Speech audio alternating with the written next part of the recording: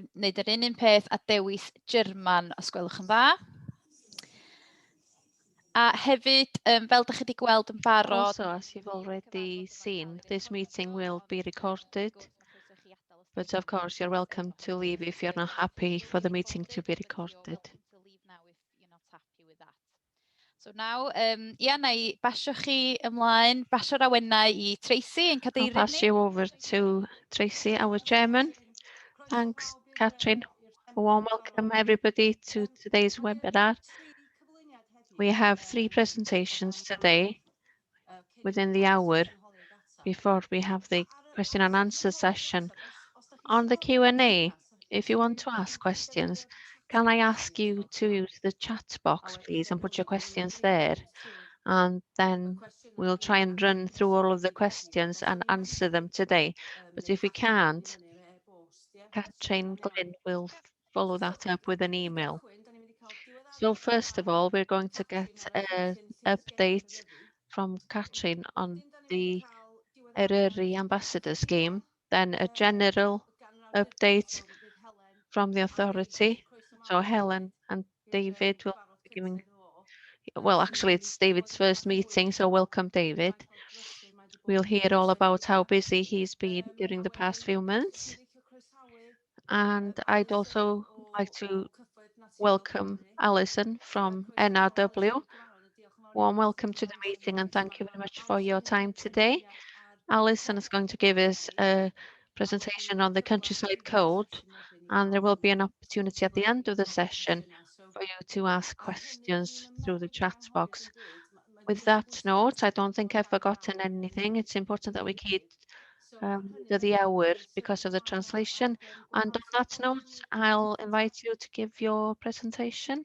Catherine, if you would.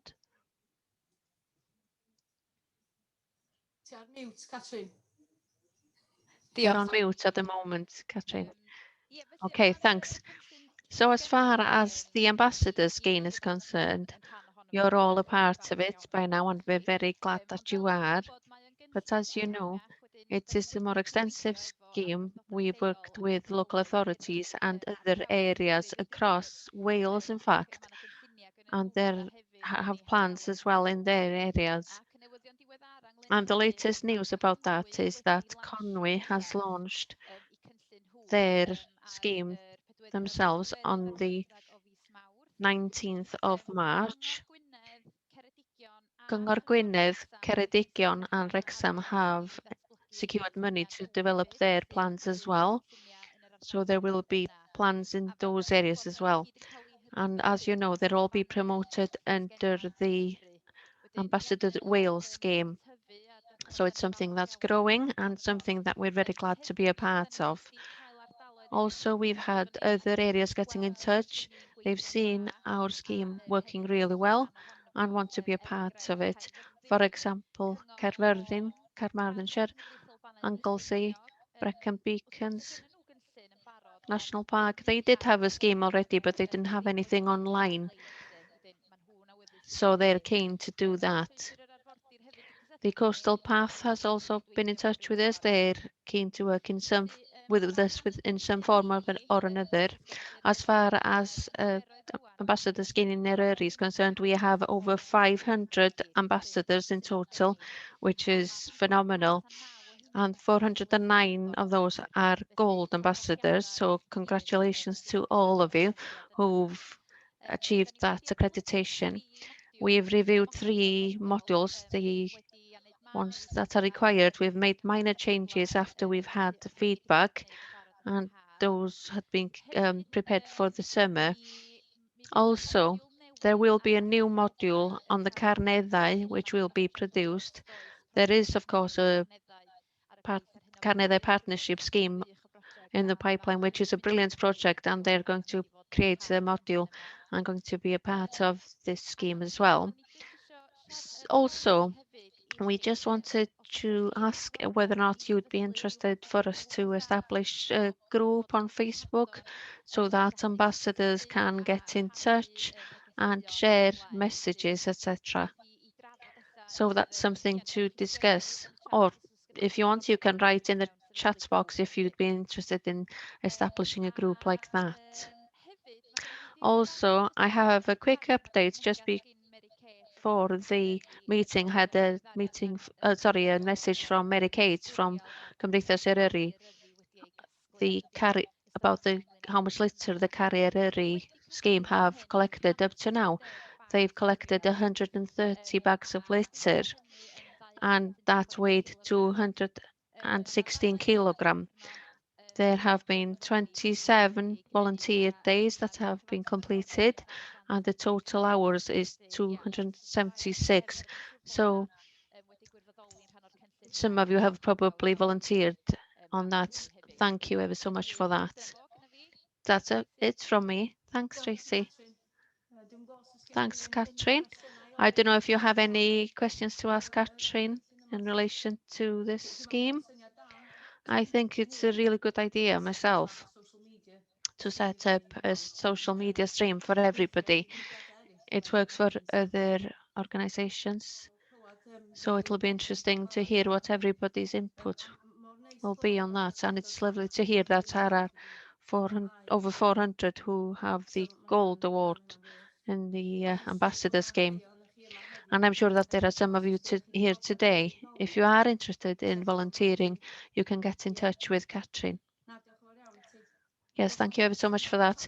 There are no questions in the chat box, so on that note, I'll hand you over to Helen, I believe. You're going first, and then David, or David first, in fact, and then Helen. David? Thank you very much, Tracy. Yes, I'd just like to introduce myself as the senior warden in the south of the park. I've been working in the park since the end of January, so I'll give you a quick update from the wardening section. It's aimed at the south of the park rather than the whole of the park, but some of the problems are general to the whole of the park. Obviously, following the lockdown period, it's been extremely busy for us as a national park. As we see more and more people visiting the south of the park and the park in general, we've never seen it this busy as we've seen it this year. As far as the wardens are concerned, we've been busy patrolling the park sites across the park. Unfortunately, we have seen similar problems to what we saw last year as people have been visiting the area. Problems such as fly camping, specifically in the south of the park. Llysgenhadon and Llyn have seen people wild camping there, and the related problems such as people leaving litter and lighting barbecues in places where they're not supposed to. Designated areas such as the SSIs and nature reserves. Once again, a problem that we saw last year were camper vans in the car park staying overnight. Once again, that's been a problem for us as a wardening section. One general problem has been people not being aware of the countryside code, and so the wardens have been educating visitors and dealing with inquiries in general from visitors because they're not aware of the rules that apply in the park. Car parks have been overflowing, and that's something that the wardens are dealing with on a day-to-day basis to ensure that they park safely within our sites. A problem that has come to light recently and is worse in the south possibly is cyclists off-roading, such as the Arennig Stadros Maudach Trail and on the Moelwynion. Obviously, these are crossing designated land such as SSIs once again, and so they are damaging habitats and rare species that we have within the park. And so in response, we've been working pretty closely with the crime unit, rural crime unit, to try and resolve this issue. So we'll be monitoring the situation throughout the summer to see how it goes. I don't want to portray just a negative picture, but unfortunately we've had two additional seasonal wardens. Lisa Richardson has joined us in the Dolgellau area, and Hugh Williams in Llysgenhadon in Bala. And we have a foreshore supervisor, Llysgenhadon, and there are 4 additional seasonal wardens in the north area as well. We're fortunate to have them because it means that we have more presence on the ground and that we're able to deal with general inquiries from visitors. Obviously, despite the busy periods and the associated problems with visitors, the wardens are still able to complete their daily work, such as monitoring and undertaking work on paths. We are continuing to work closely with Gwynedd Council, maintaining paths, exchanging styles and any furniture that needs exchanging. One pretty exciting project that's been completed recently is the one in Morfa Dyffryn in the south. If you do get an opportunity to see that, it's really worthwhile going there to see it. It's been upgraded in its entirety, working with IGC and William James, and we had Gethin Corps, a local warden, overseeing the work, and it's been completed to a very high quality uh, standard, and it's suitable for wheelchair users and it's multi-purpose. Recently, we have put picnic tables in place which are suitable for wheelchair users in Dolitris, and obviously if people are in the area they are able to enjoy the suitable path and enjoy the area as well as the views. Like Katrin mentioned, we work closely with Cymdeithas Eryri and the Caru Eryri scheme. As far as wardening is concerned, we can't thank them enough because the work that they do on the ground, such as collecting litter and dealing with visitors in general and their inquiries, are uh, invaluable. We're quite fortunate in the south, for example. The litter on the Gadair is pretty good, but it's totally different on the Wyddfa. The Cymdeithas Eryri do have to collect way too much litter, like Katrin mentioned earlier.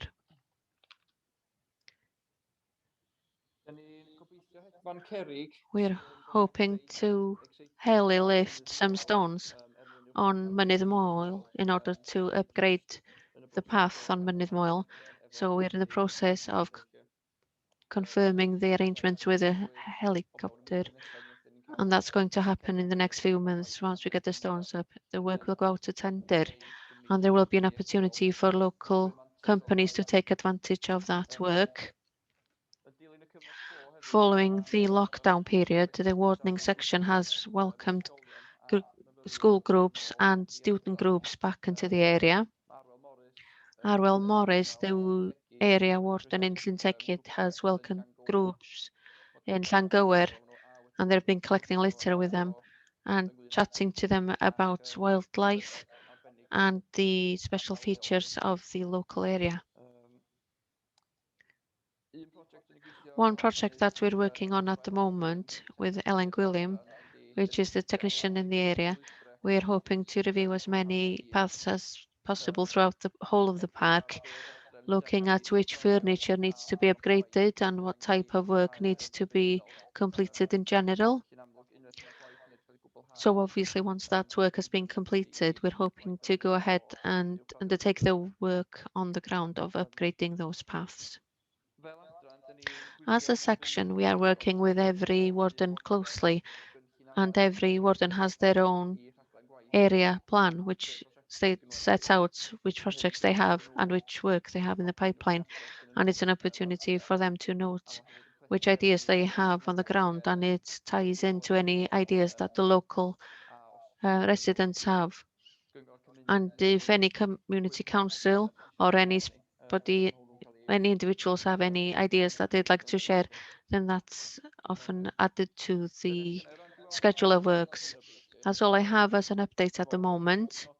I think it's important to note, obviously, we have seen quite a few challenges in reopening the park after the lockdown period, and the wardens are working closely patrolling areas, and it's important to note that they're still undertaking that daily work and essential work of maintaining paths and making sure that it's a pleasurable place for people to visit. But on the other hand, we need to safeguard the park for the local residents as well, which is a crucial part of the wardening section's work. Thank you very much, David, for that. What we'll do now, I think, is ask the participants if you'd like to ask questions. We'll deal with those after Helen has spoken. It's good to hear that the wardening team is extending or expanding. It's good to hear that you're doing a lot of good work on the ground. And so thanks to you all for all of the good work that you actually do in very challenging circumstances, I'd say. So I'll hand over to Helen now. Helen will give a more general presentation with regard to some of the solutions that David has raised today. Thanks, Tracy. So I'm Helen Pye. I'm the head of the engagement section. Our work is quite extensive, but it's less operational than the wardening section is. Some of the team works on volunteering. We have a communication team and Katrin and Angela's team, which focuses on all sorts of things, but it includes the parking and transport at the moment. So let's talk a bit about that. So, like I mentioned, the engagement has been concentrating on communication in order to underline what David said. The communication work is based on the lessons that we learned last year, where we saw the issues arise and how we wanted to deal with that this year. I think it's important to say, as an authority, as far as how we deal with visitors this year is concerned, there are two streams which are work on the ground. The wardens and volunteers help with that on the operational side, and we have the communication stream. Communication tries to deal with people before they visit the area, and the wardens and the volunteers deal with the after effects, essentially, of what happens at the time.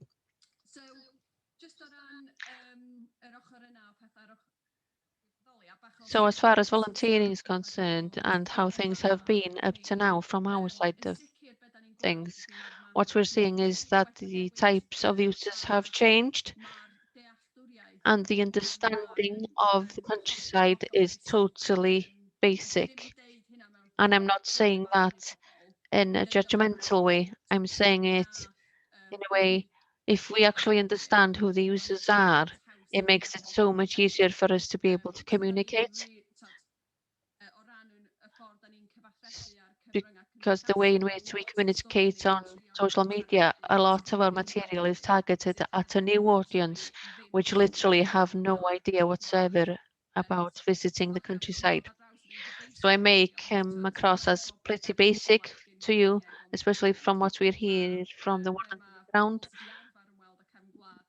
But people who are used to visiting the countryside are totally different to the new audience, and we're trying to take a positive approach.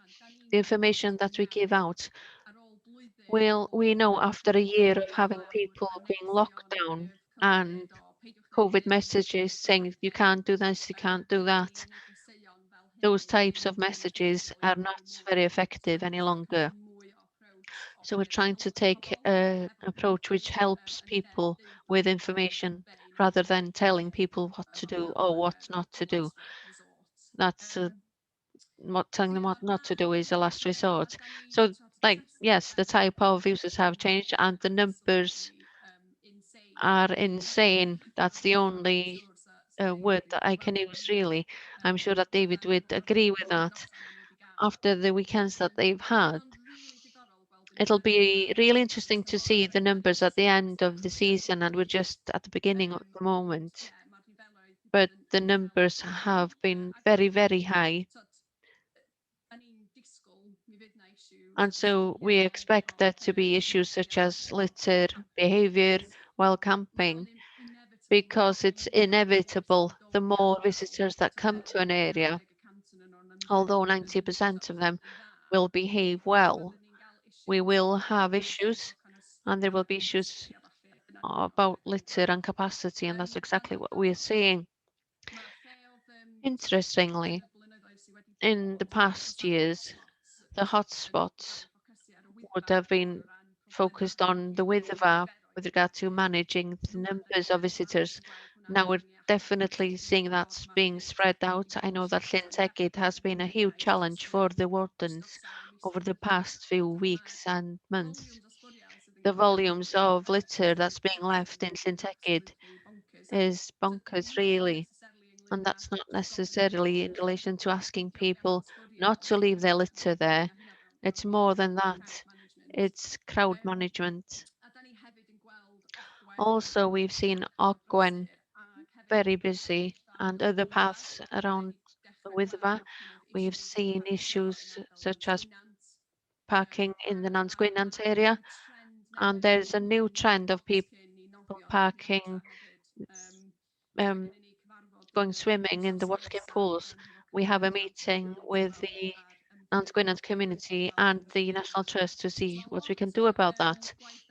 Because a lot of the work that we do, we've been preparing since October, and there are things in place, and we're responding to things as much as we possibly can with the resources that we have. Fly camping is becoming an issue, and I foresee that will grow as well during the season. So our strategy will be, obviously we have the wardens out there asking people to move on. And as far as the communication side of things is concerned, we encourage people to book beforehand and stay in an official campsite. But the challenges that we're coming across now is that we hear that accommodation is fully booked until October, and we now hear that the um, campsites are also starting to fill up. So there's nowhere to be able to send people who have come here and haven't booked beforehand. So I foresee that's going to be an increasing issue as we move on, and it's something that we have to deal with. Definitely, the additional wardens on the ground have made a significant difference. Like David said, there are two additional ones in the south, perhaps two or three in the north. That is of seasonal wardens. Don't quote me on that, but I may be wrong. When you consider before that there were only 9 wardens, including the senior wardens, who were covering the whole of the park, 2 or 3 in the north and additional ones and in the south, make a huge difference as far as capacity is concerned. And if you were to add the volunteers to that, you start to realize just how much that additional capacity of volunteers are helping us as a national park. The areas that the wardens look after are huge. And so if you don't see a warden when you're out, that doesn't surprise me, because the work and the area that they cover is huge. The additional funding that we have from the government to have seasonal wardens have definitely a big help. We also have the additional capacity from the communication side of things. There are 2 new members of staff who work as communication officers, and we've also had a new member of staff who focuses on the digital side of things, such as social media, Lowry, and she works shifts over the weekend, and she's off during the week, which means that we can communicate on weekends now as well, which is the busiest time, which is a real help. As far as that communication work is concerned, we started planning last year regarding what the messages would be, and they were based on the issues that we saw happening last year. And so what we wanted to influence on regarding behaviour this year. So the main streams there are to try and influence people to book beforehand, encourage people to make sure that they're well prepared with kits and safety and so on. We're trying to raise awareness of the effect that visiting can have and use examples such, well, positive examples of what people do and what volunteers do to look after the park. We are also trying to raise awareness of the new arrangements that are in place with regard to parking, sustainable transport and the shuttle buses, etc. And encourage people to try and think about when they visit, rather than everybody coming on a weekend or everybody coming in August, encouraging people to come during the week or during the inverted commas less busy to alleviate the pressure.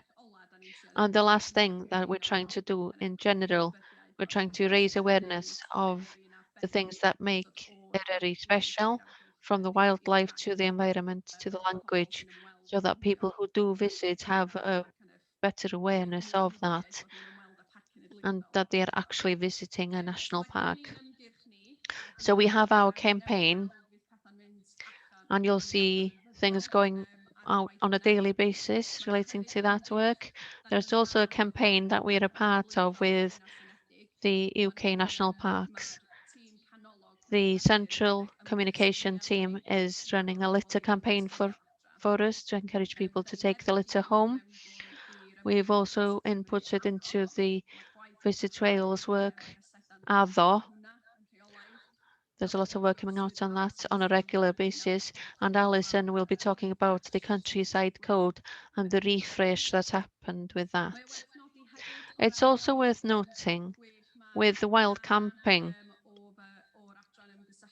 Dana from the engagement section is the Sustainable Tourism Officer, and she's been leading on that with Gwynedd Council. Interesting things happening there.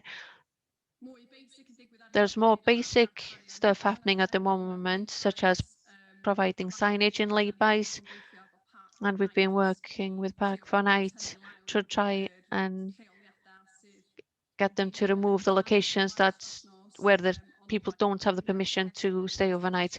But Cyngor Gwynedd are also potentially looking at piloting airs as well, so we'll see what comes from that. So the biggest issue that we've been seeing is the lack of accommodation, and that will be more and more of an issue in relation to fly camping and whale camping. But the wardens, fair play, are doing a sterling job, just trying to move people on every morning in the popular areas, such as the Parc Cenedlaethol and areas such as Capel Curig and Ogwen.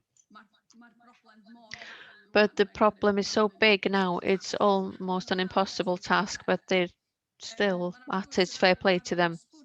There is also the litter survey, which has been happening with the university in Bangor. If people are not aware of that, we will send you a link.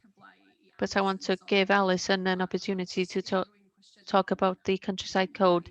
So if anybody has any questions, I'll put more information into the Q&A. Back to you, Tracy. Thanks, Helen.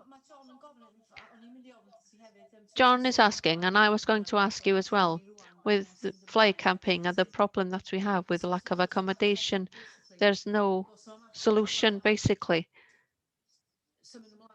besides moving them on first thing in the morning. I suppose you could argue if people followed the wild camping code. The National Park has undertaken a lot of work in the past. We've had the wild camping code in place for about 10 years.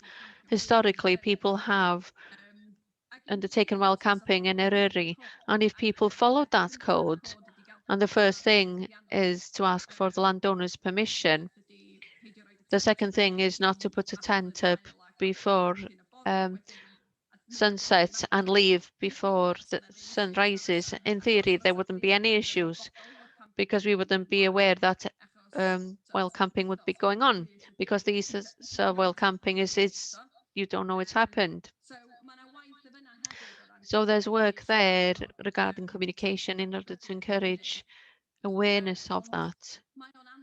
But it's very difficult because if people have arrived intending to stay overnight and there's nowhere for them to move them on to, it makes it a very difficult situation because they're just not going to go home.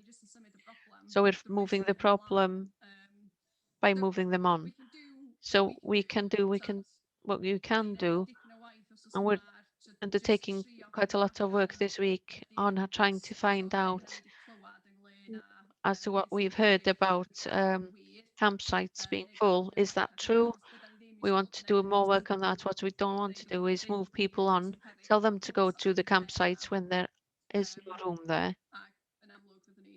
And obviously we will be pushing those messages more and take it from there. Obviously, the work that Gwynedd Council are doing on AIRS are interesting. What is that actually, Helen? What is AIRS? Well, they undertook work a few months ago. It was a huge survey on people's opinion who use camper vans. And the feedback that they got from that was really interesting. Basically asking people what their requirements were when they come to visit an area in a camper van. And a lot of people don't want to stay in a campsite. They want to stay in places that are not near a lot of other people. And in Europe, there is a system which has been in place for years, such as AIRS. Do you mean on the motorway? Yes, it can be on the motorway or on the boundaries of villages where they provide car parks with basic facilities such as water and places to empty the camper van. They don't let people who have on-board facilities to stay in the airs because if we know in relation to toilets in the camper vans. So they're looking at the potential of piloting that in the Gwynedd area this year, and we'll see what will happen from that. Interesting to hear what the update is on that. Have you had an update on why people are throwing litter?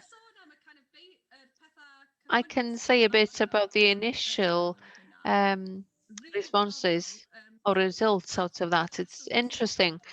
The reason why people have we've undertaken that because we want to know where we can make a difference by changing behavior, because some people have said that they've seen their parents throwing litter, and that's pretty challenging.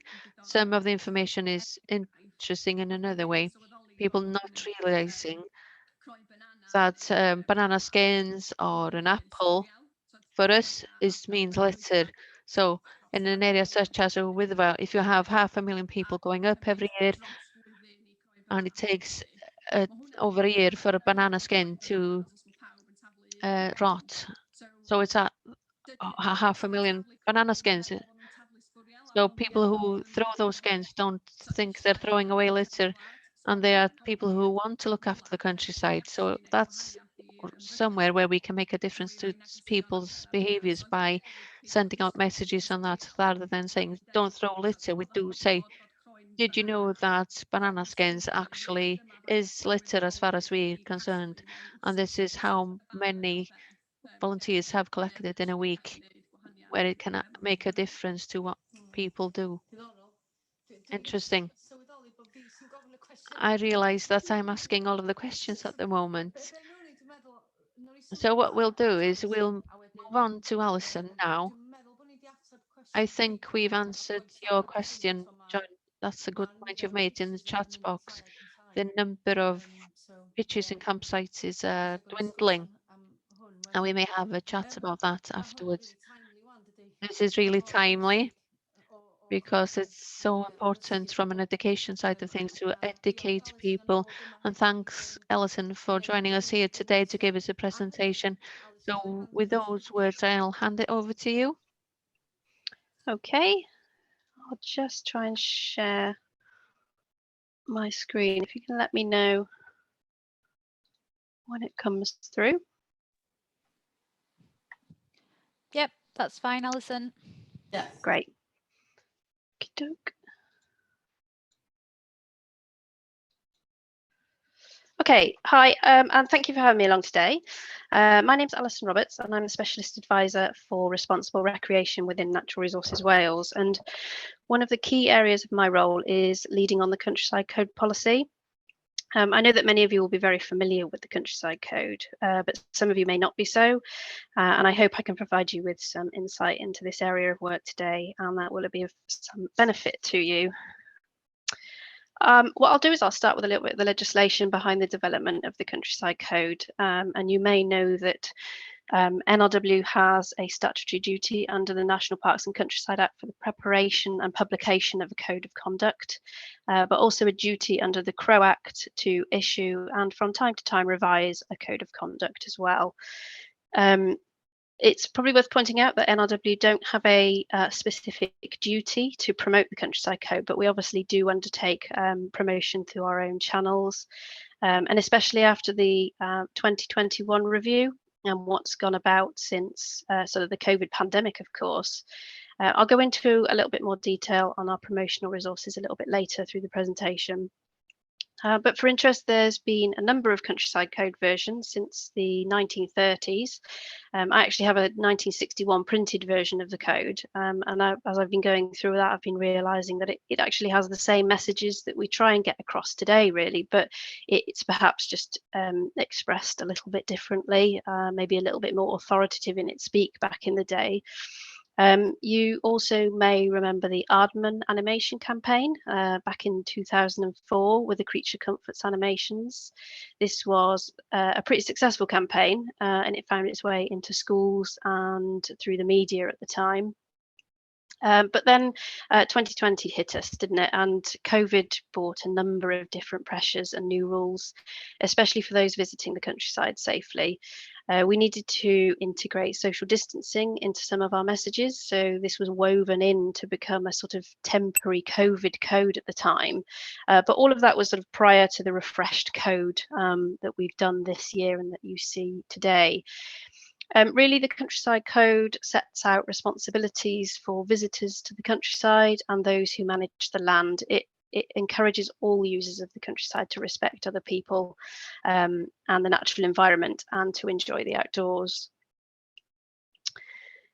So since 2013, NRW has created a number of activity codes to complement the overall Countryside Code, and that's been done through quite wide stakeholder engagement. And they include things like the Trail Users Code, there's Dog Walking Code, but also things like Wild Swimming and a Canoeing Code. So, for example, where you've got the dog walking code, that might provide a bit more specific information on that actual activity, whereby the Countryside Code sort of touches on dogs and general behaviours, but the dog walking code will delve a bit deeper. For example, it might recommend ways to stay safe and protect livestock when you're with your dog, and it gives a much broader view of how to be a responsible dog owner. The activity codes, I think, in my view, are intrinsic to the overarching Countryside Code because they often suit an audience more directly in some cases. And we aim to promote these activity codes alongside the Countryside Code. And these are all available on our NRW website. Excuse me. There's a number of other types of code of conduct that you'll be aware of as well, I'm sure, not just the Countryside Code. And some examples of these might be things like the Gorge Walking Codes of Conduct, North Wales White Guide for winter climbing. There's also some codes around marine environments, and these have been developed across sort of marine special protection areas and for people like boat handlers or where you might have launching sites. But really agreeing what responsible means in the context of an issue sets out the foundation for this further work. So in early 2021, a review of the existing countryside code began, which was led on by Natural England and us in NRW. Up to now, the code's been a collaborative process across England and Wales, and we've worked with a vision to refresh the countryside code to ensure it has the right balance between encouraging access and informing people of their rights and responsibilities. We ran a consultation with key stakeholders. There was one in England ongoing and in Wales, and we did that through our National Access Forum Wales members. And that was to gather views on how they saw the countryside code at the time, and it generated over 4,000 responses, which included the stakeholder ask and also a wider online questionnaire, which was led on by Natural England. But it really did get people talking. Ideally, we would have liked a bit more time to run the consultation, but due to the pandemic timelines, we were really tight between January 2021 and its Easter release. It was a pretty ambitious target, but we got there in the end. So I think this little animation here is some of the words which came up repeatedly during the consultation review. One I think that you can't see there, but it did come up a number of times, was the word education. It just came up under a different discussion process within the consultation, and it remains a very key consideration. And based on that consultation with the various different stakeholders, this allowed us to identify the most important issues.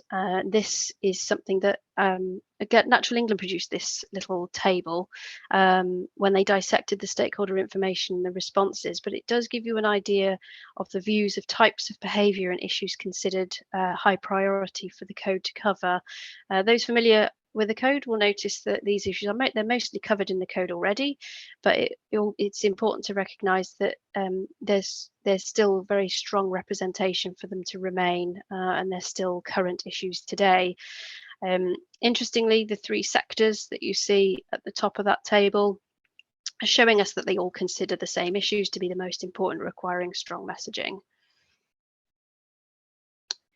So based on all of that feedback, we now have an updated countryside code, which was released in spring 2021 in time for the Easter break. It's worth mentioning here that the full code has a lot more narrative about the key behaviours and messages. And these points sort of highlighted here are the key summary points that will be the first thing that people might read on the code. And people generally want short, concise messages. So each section has these summary points. Respect everyone portrays the message that your actions can affect other people's lives and livelihoods. And the key points here really consider things like parking and not blocking gateways, leaving gates and property as you might find them, but also following local signs. What is new here, though, you might see, is the message about be nice, say hello, and to share the space.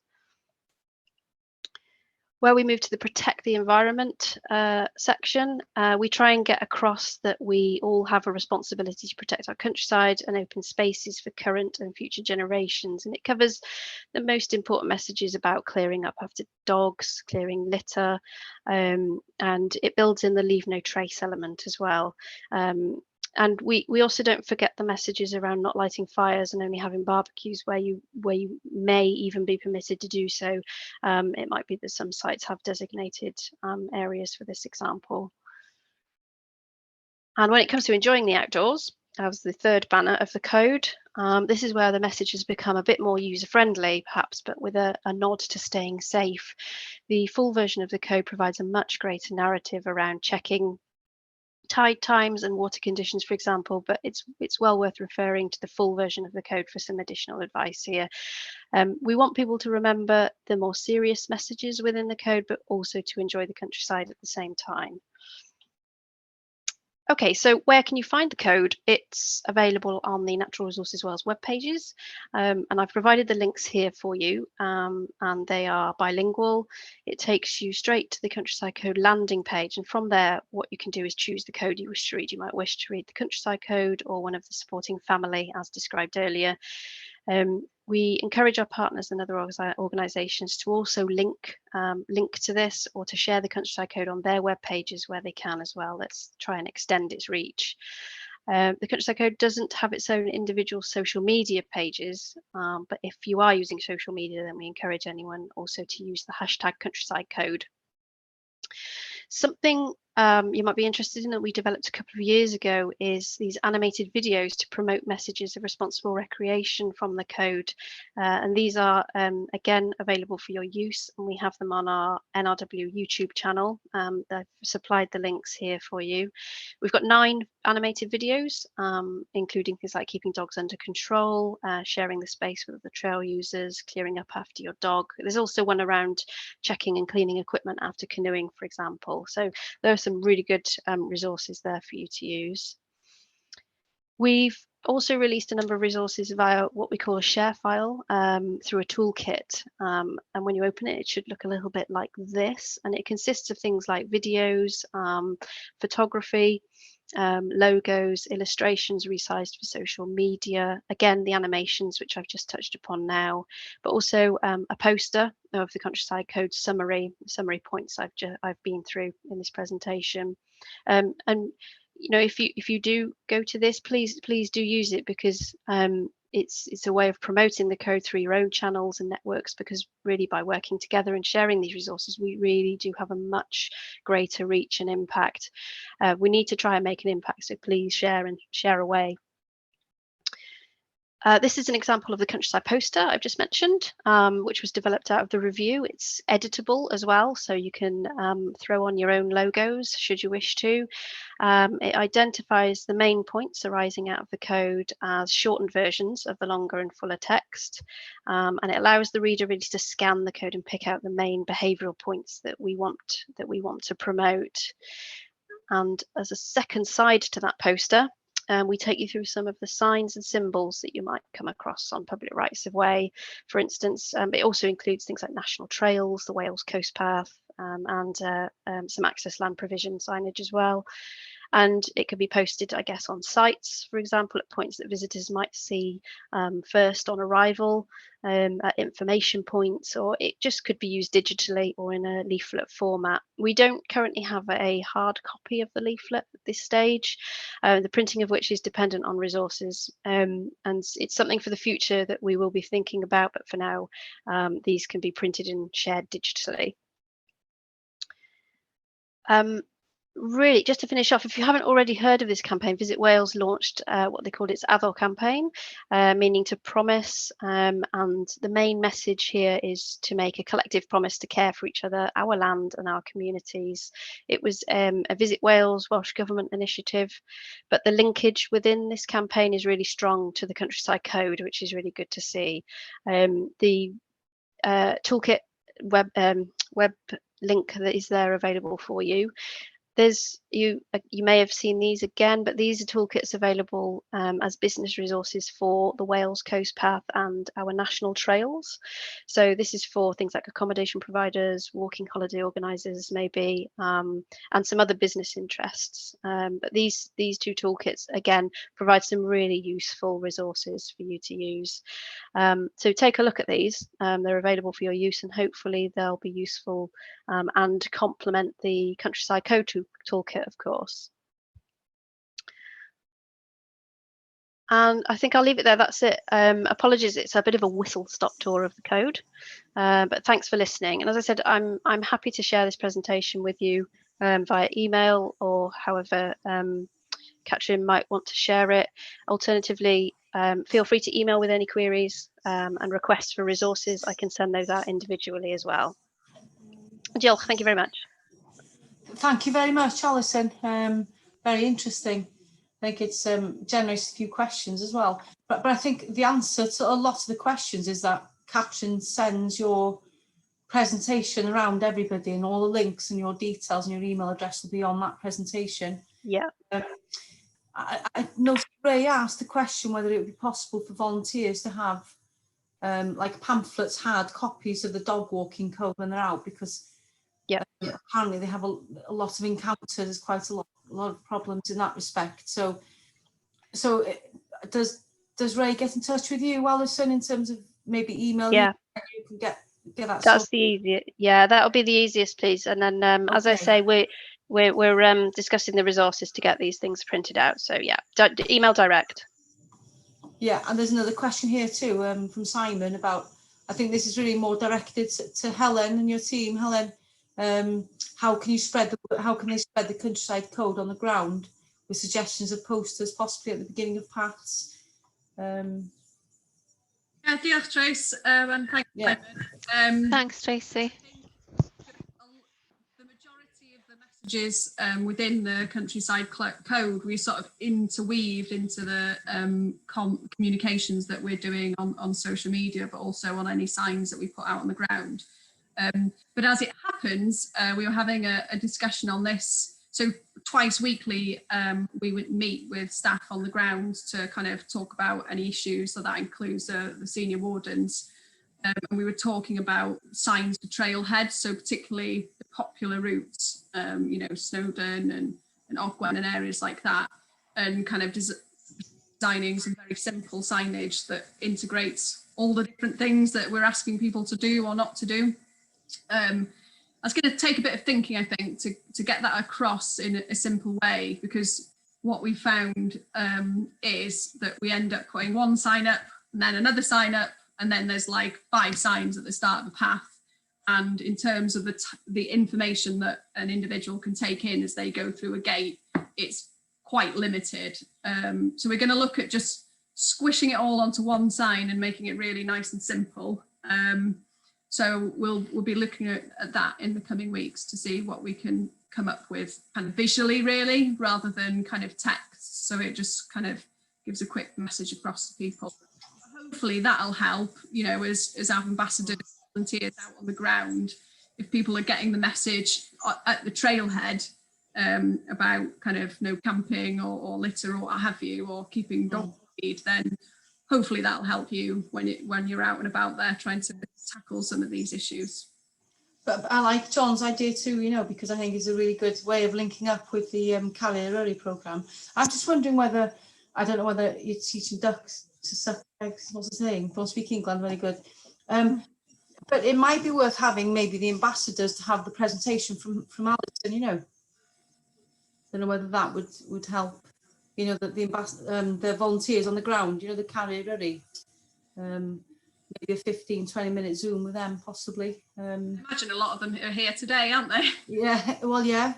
Do you know, I don't know how relevant this is, but I was out on Moelwyn Mawr and Moelwyn Bach the other week with my sister, and we passed a father and a young girl, and the young girl can't have been more than 6 years old, 6 or 7, in a little frilly skirt and a little kind of, you know, little trainers. And we walked past and we said hello to the little girl, and she just walked straight past us. So obviously her parents had taught her well, don't talk to strangers. And then all we could hear was the father saying to the little girl, say hello. In Wales, when you're walking, it's part of the rules to say hello.